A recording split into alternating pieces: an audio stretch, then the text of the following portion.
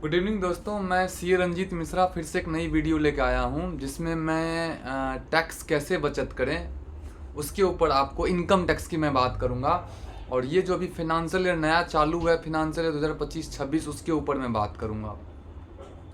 तो मैंने इस पर कुछ आर्टिकल भी बनाया है जो मैं डिस्क्रिप्शन में आपसे शेयर कर दूँगा, और आप उसको रीड भी कर सकते हैं जिससे आपको पूरा आइडिया लग जाए। वीडियो के साथ साथ आप चाहें अगर रीडिंग करना कंटेंट को तो रीडिंग भी कर सकते हैं। आप थंबनेल से समझ ही गए 2025 में टैक्स कैसे बचाएं, नई टैक्स व्यवस्था और निवेश की क्या रणनीति करें, कहाँ पे इन्वेस्टमेंट करें। लोग देखो, वैसे तो सच्चाई पूछो तो मैं तो बोलूँगा सब न्यू रिजीम में आ जाओ। ओल्ड रिजीम अब नहीं रह गया कोई काम का। ओल्ड रिजीम भी सरकार भी चाहती है, अब ओल्ड रिजीम नहीं रहेगी। ओल्ड रिजीम को अब नहीं रखना चाहती है।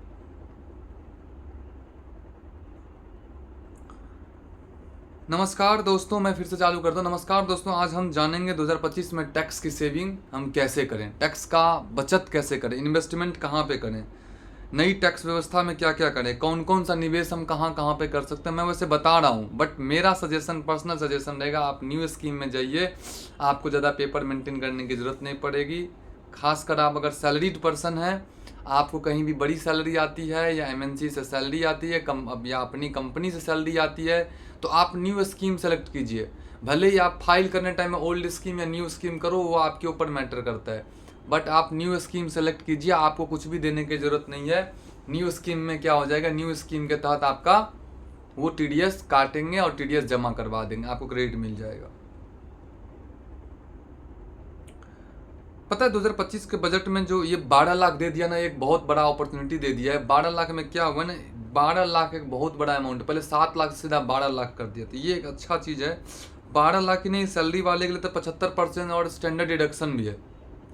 75% जो स्टैंडर्ड डिडक्शन है उसमें उसका नया स्लैब मैं पढ़ देता हूँ। पहला 4 लाख तक का कोई टैक्स नहीं है। पहला 4 लाख तक का कोई टैक्स नहीं है। 4 से 8 लाख तक का 5% है।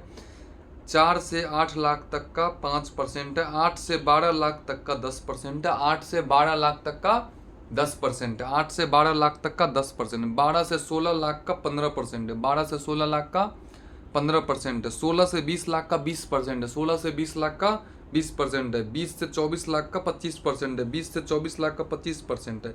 और 24 लाख से ऊपर वाले 30%। इसका मतलब हुआ जब टिल 24 लाख तक का ना, कम से कम 1.5 से 2 लाख रुपए का बचत हुआ इन लोगों का। जिसकी 24 लाख या 25 लाख से ऊपर की भी फाइल है, उन लोगों का भी 1 लाख रुपए का पूरा सब सेविंग हुआ इस साल। तो गवर्नमेंट तो सेविंग दे रही है इस बार। अब मैं यही बोलूँगा, आप लोग को पास कई सारे कन्फ्यूजन होंगे, ओल्ड स्कीम सेलेक्ट करें कि न्यू स्कीम सेलेक्ट करें। मैं फिर से रिपीट करूँगा, न्यू स्कीम ही बेटर है। आपको कुछ भी देने की ज़रूरत नहीं है। न्यू स्कीम के तहत आपको 1 लाख की सेविंग हो रही है। कहाँ 12 लाख, कहाँ 5 लाख। देखिए, ओल्ड स्कीम में भी रहेंगे तो आप 5 लाख में रहेंगे, तो 7 लाख का आपके पास डिडक्शन होगा ही नहीं। इससे अच्छा तो ओल्ड न्यू स्कीम में आ जाए, कुछ भी देने की ज़रूरत नहीं है, मैं तो बोलूँगा। और यदि आपका इनकम, अगर आप छोटे सैलरीड वाले पर्सन हो जिसका इनकम 12 लाख से नीचे हो, उसको तो कभी सोचना भी नहीं चाहिए ओल्ड स्कीम के लिए। आप हमेशा ज़िंदगी भर के लिए न्यू स्कीम हो जाओ, क्योंकि आपका क्या है, 12 लाख तक तो कोई है ही नहीं। अब फिर भी मैं आप लोगों को, आप बोलोगे जो नहीं मुझे तो ना ओल्ड स्कीम में ही रहना है, मुझे कहाँ रहना है, ओल्ड स्कीम में। कोई बात नहीं, आपका इच्छा है भाई, आप सेल्फ एसएससी हो, आप जो चाहोगे वही हो सकता है। तो आप अगर चाहते हो मैं ओल्ड स्कीम में रहूं, तो आप इन्वेस्टमेंट कहाँ कहाँ कर सकते हो। तो देखो, सरकार ने इन्वेस्टमेंट को भी कुछ भी चेंज नहीं किया है। तो जो पहले था वही आज भी है। 80C के तहत क्या, 1.5 लाख की छूट, जो कि पहले से ही था। और 3 साल की लॉक इन पीरियड, ये कोई नहीं बताता है। जो कोई भी 80C में अगर काम करते हैं तो उसका 3 साल की लॉक इन पीरियड भी होता है। एनपीएस, एक नेशनल पेंशन स्कीम में कितना डाल सकते हैं, एक 80CCD1 में जो 50,000 के अतिरिक्त छूट है। ध्यान रखिएगा, 80CCD1B के तहत 50,000 के अतिरिक्त छूट है। उसका पीपीएफ हुआ, पब्लिक प्रोविडेंट फंड हुआ, 15 साल के लॉक इन की अवधि है, सुरक्षित और कर मुक्त ब्याज है। जीवन बीमा में क्या है, देखिए नई टैक्स स्कीम में तो कुछ भी छूट नहीं है, बट ये 80C, मेडिक्लेम, ये सब मिला के मुझे नहीं लगा। होम लोन, हाँ होम लोन में सब क्या चाहते हैं ना, 2 लाख, लेकिन बट आप देखो ना 7 लाख का डिफरेंस हो गया। मतलब 5 लाख कहाँ 7 लाख, तो आपके पास 7 लाख से ऊपर का डिडक्शन मिलना ना, मुझे नहीं लग रहा है किसी के पास 7 लाख से ऊपर डिडक्शन होगा। तो मैं, मेरे हिसाब से तो आप आपके पास तो अब न्यू स्कीम इस बेहतर है। सॉरी, 80D में 25,000 था। पेरेंट्स का भी ले लेते हैं तभी भी 7 लाख नहीं ले पाओगे आप। जोड़ना, आप पूरा सर्च कर लेना, आपके पास 7 लाख का रिडक्शन मिलना मुश्किल है। मैं आप लोगों को सजेस्ट यही करूंगा जो आप लोग न्यू स्कीम में आ जाएं, आपके लिए बेहतर होगा। न्यू स्कीम ही सबके लिए।